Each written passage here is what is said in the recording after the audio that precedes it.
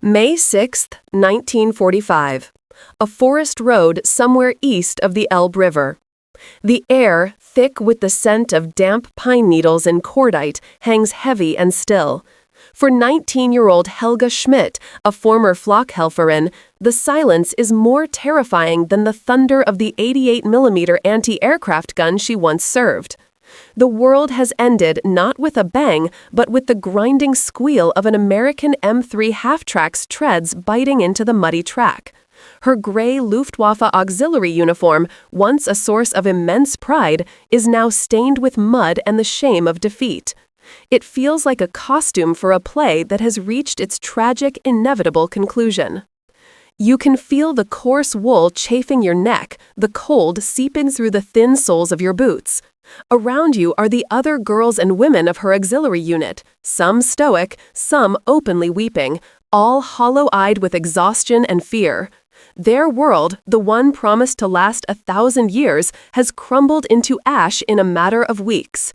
The GIs from the U.S. 82nd Airborne Division who have rounded them up are not the grotesque monsters from Dr. Goebbels' posters. They are boys, impossibly young, with dirt-caked faces and weary eyes that hold no triumph, only a profound, bone-deep fatigue. One of them, a corporal with a soft southern drawl, gestures with his M1 rifle. "All right, Fräuleins, get in the truck. Schnell." The word schnell is pronounced with an awkward, foreign flatness, but the intent is clear. The journey is a blur of rattling steel, jolting motion, and the German landscape rushing past in a smear of green and gray. They pass through skeletal villages where ghosts in civilian clothes watch from the rubble of their homes, their faces impassive masks of suffering. Helga presses her face against the cold metal siding of the truck, refusing to look. To look is to acknowledge the totality of the ruin. Hours later, the truck lurches to a halt. The tailgate drops with a deafening clang.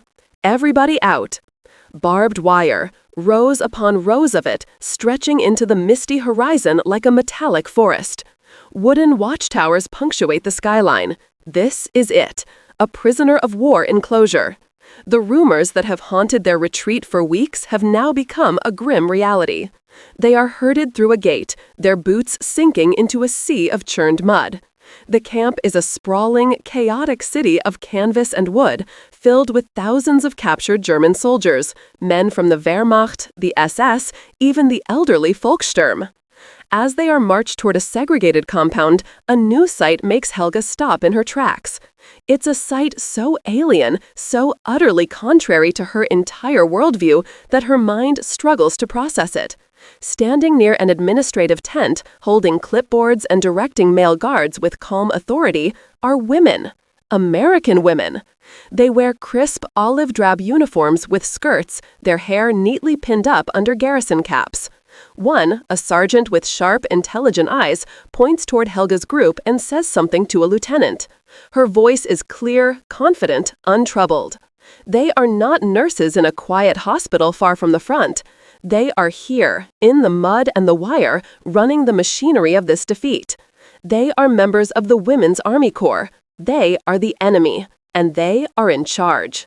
For Helga Schmidt, who was taught that the German woman's role was in the home, a pillar of the nation, far from the vulgarity of politics and war, this is an ideological shockwave. They were women, just like her, and they were the victors. The administrative tent smells of wet canvas, ink, and a strange antiseptic powder that clings to the back of the throat. Helga and the other women from her unit are lined up, a ragged column of gray against the organized olive drab of their captors. The American WACs move with a purposefulness that is both mesmerizing and unnerving.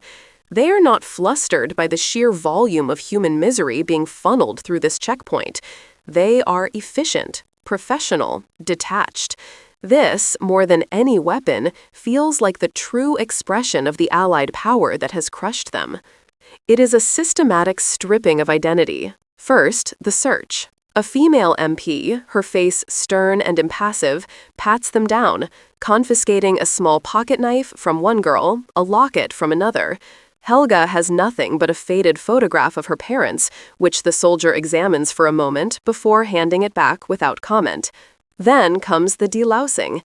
They are dusted head to toe with DDT powder from a pressurized canister, the cold, chemical mist a final, profound humiliation. They are no longer soldiers, or even women. They are livestock being treated for parasites. Finally, Helga is at the front of the line, standing before a simple wooden desk. Behind it sits the wax sergeant she saw outside. On her uniform collar are the chevrons of a staff sergeant. A small nameplate reads Vance. Sergeant Eleanor Vance looks up from her paperwork. Her eyes are blue, the color of a winter sky, and they hold no malice, but also no pity. They are the eyes of someone with a long and difficult job to do. Name, she says, in practiced, clear German. Helga Schmidt.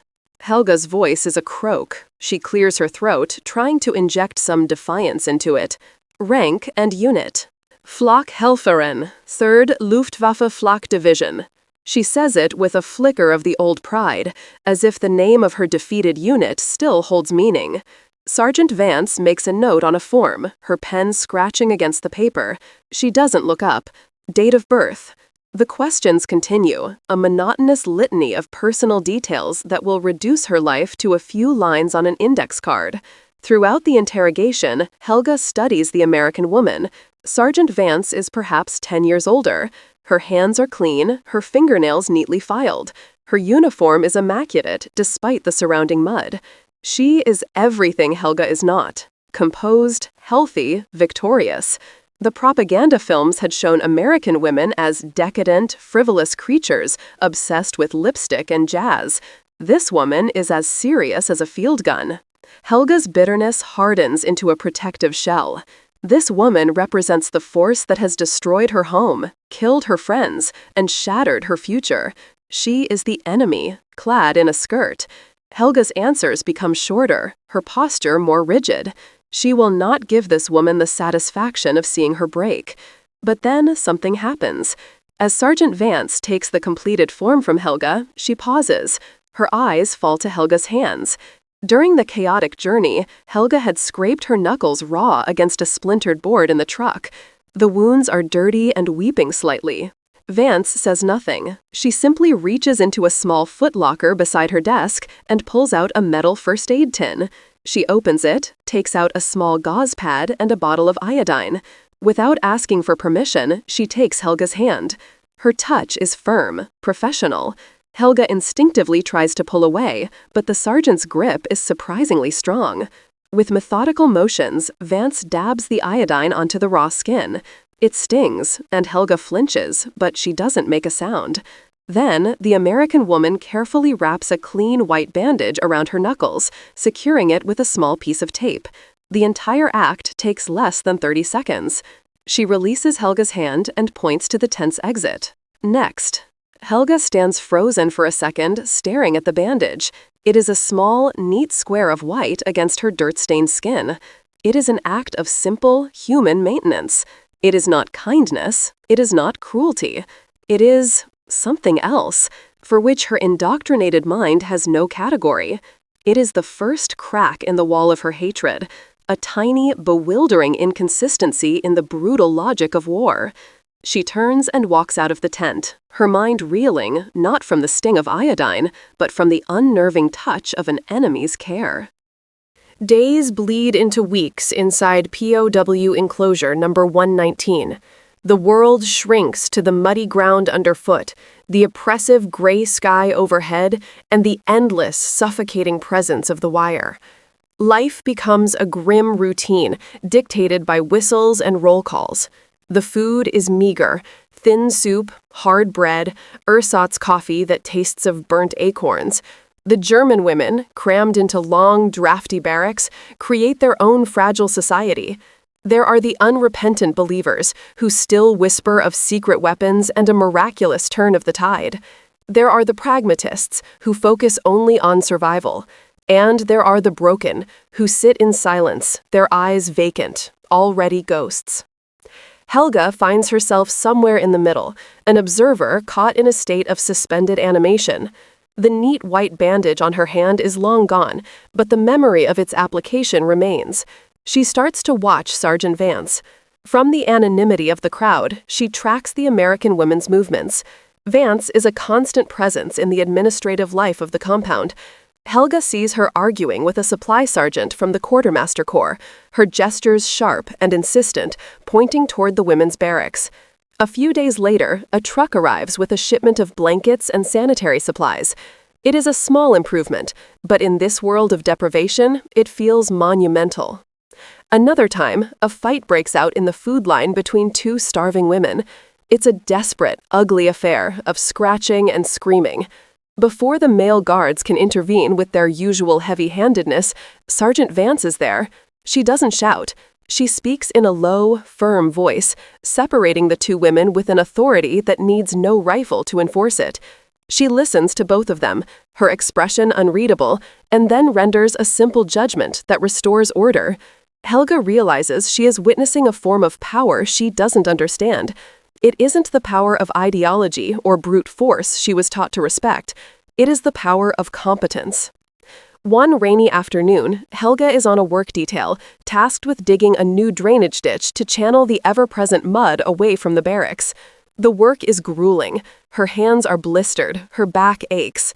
She sees Sergeant Vance walking toward the infirmary tent, a stack of files tucked under her arm. A young American corporal, a boy barely older than Helga, jogs to catch up with her.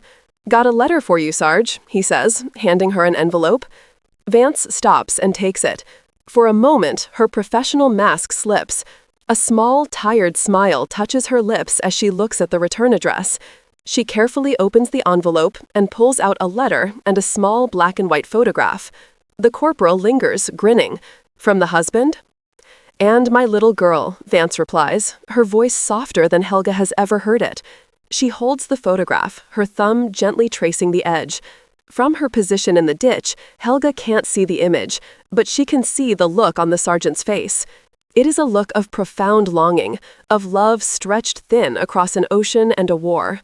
In that instant, Sergeant Vance is no longer a whack, no longer a victor or a captor.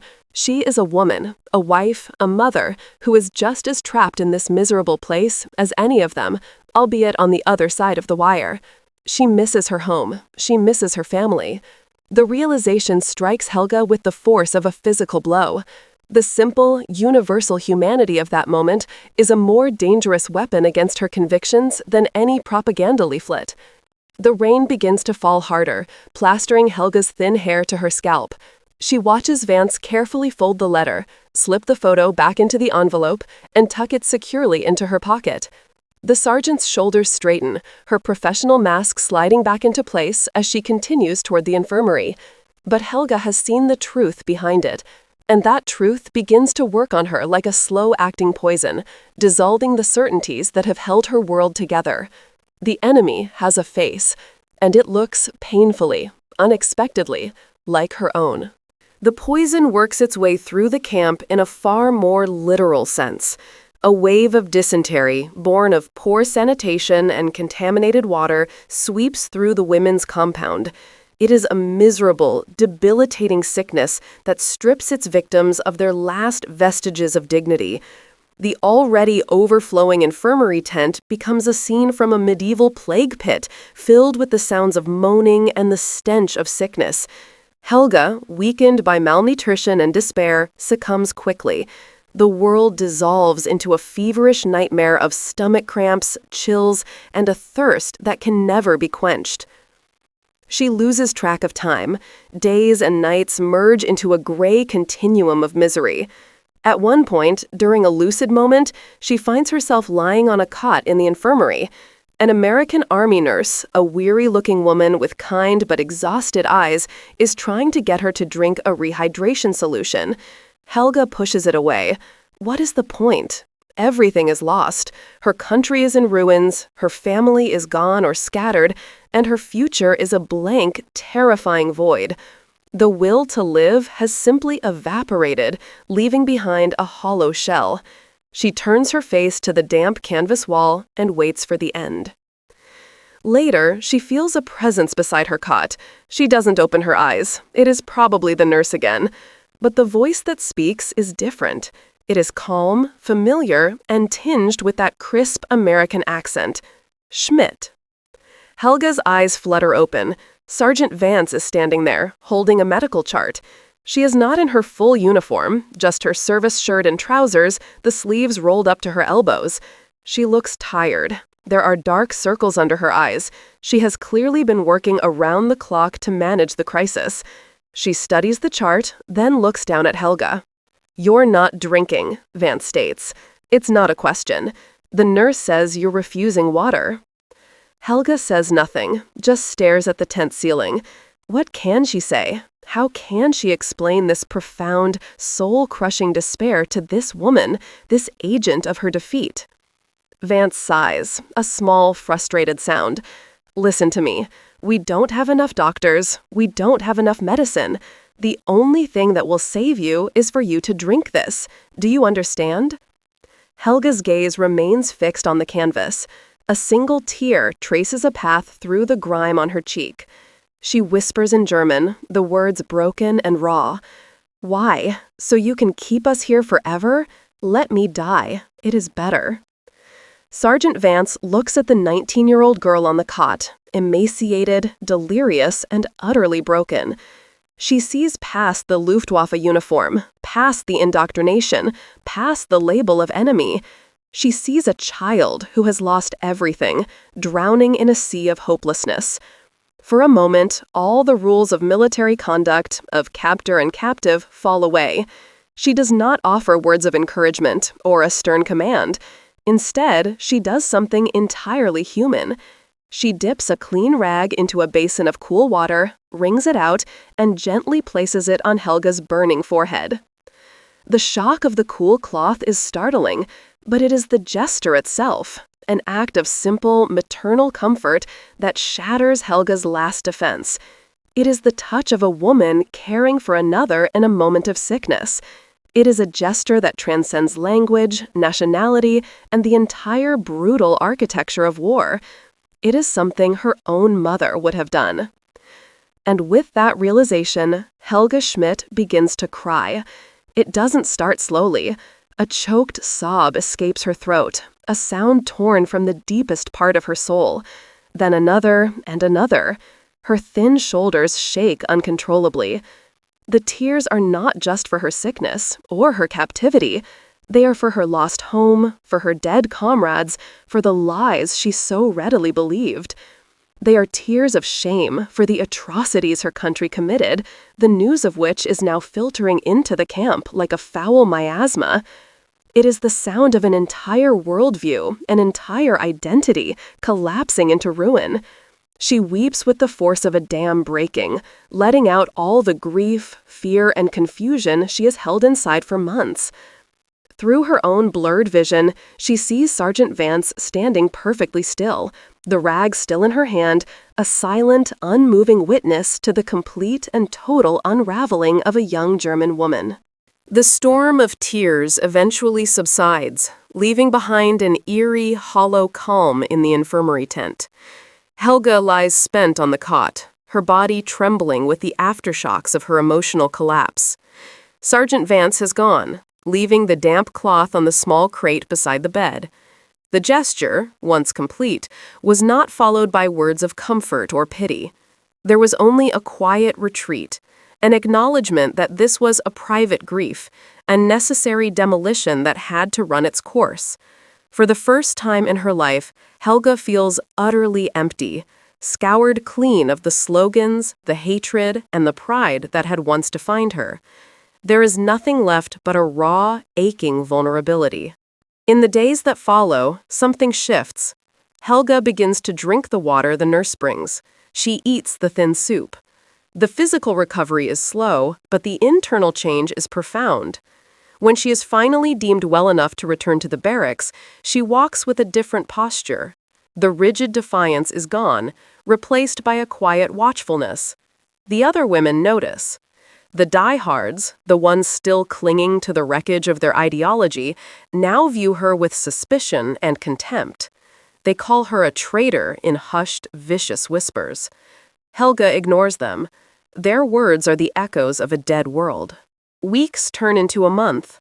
The administration of the camp begins the long process of denazification, a series of interviews and questionnaires designed to classify the prisoners. When it is Helga's turn, she is once again escorted to the administrative tent. She expects to see Sergeant Vance, but another, younger WAC is conducting the interviews.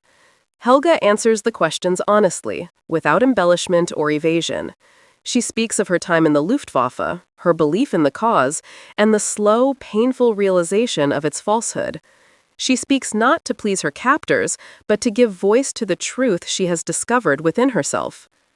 Later that week, she is assigned to a new work detail, cleaning the administrative offices. It is considered a privileged position, reserved for cooperative prisoners. As she sweeps the wooden floor of the main office, she sees Sergeant Vance working at her desk, poring over prisoner transfer manifests. The war in Europe is over, but the war of bureaucracy continues. Vance looks up and their eyes meet. There is no triumph in the American's gaze, no hint of their last encounter in the infirmary. There is only a quiet, neutral recognition. As the detail is finishing for the day, Vance calls her name. Schmidt. Helga turns, her heart beating a little faster. The sergeant opens a desk drawer and pulls out a small paper bag. "Here," she says, holding it out, "from my last care package. My husband sends too many." Inside the bag are 2 pieces of American hard candy, wrapped in cellophane. In a world where a crust of bread is a treasure, it is an offering of unimaginable luxury. Helga stares at the bag, then at the sergeant's face.